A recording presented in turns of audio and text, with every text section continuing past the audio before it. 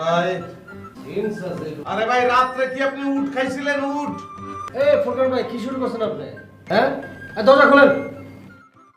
ঠিক আছে বুঝছি, কিন্তু আপনি এখানে আসুন, লাইনে দাঁড়ান ভাই। এটা কি ধরনের কথা? লাইটে দাঁড়ানো কি? আমি কি যেতেছি কে? আরে ভাই সে বেরোইলে তো আমি ঢুকবো, তাই না? ঢোকেন আপনি, আপনার পিছন থেকে তো ঢুকতে পারেন। আমার পিছনে আইনা বলতে হবে যে লাইনে দাঁড়ান।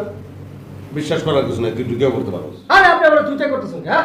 চিল্লাইস না, তোর সার্টিফিকেট আমি দেখছি। তোরে যার আমার সেম চুপ। ফোরকান ভাই, ফোরকান ভাই খুলেন। এই! কি বিষয় কি ভাই আপনার বুঝলাম না। তোমার বিষয় কি? কেন টোকাটুকি করছো তোমরা দুজনে মিলে? কারণটা কি বলো আমাকে? বাথরুমে আপনি কি করতেছেন? সঙ্গীত চর্চা করি, প্র্যাকটিস করি, রিহার্সাল করি, বুঝো? ভাই বাথরুম কি সঙ্গীত চর্চার জায়গা ভাই? এটা আমার বলেন আপনি। শোনো, শিল্পের কোনো জায়গা থাকে না, স্থান থাকে না। শিল্প সব জায়গায় হয়। পৃথিবীর বিখ্যাত বিখ্যাত লোক অনেক কিছুই বাথরুমে করেন তারা। আর বাথরুমটা বেডরুমে করতো। ফালতু কথা বলবে না। গৌতম বুদ্ধ কি করতেন? হ্যাঁ, বোধি গ্রহণের সময় গাছের নিচে জঙ্গলে গিয়ে বসে থাকতেন। সাধনার কোনো স্থান, জায়গা, কাল, পাত্র নাই। উনি বাথরুম করতো কোন জায়গায়? আবার ফালতু কথা বলো তুমি। উনি কোথায় বাথরুম? আমি দেখেছি সেটা।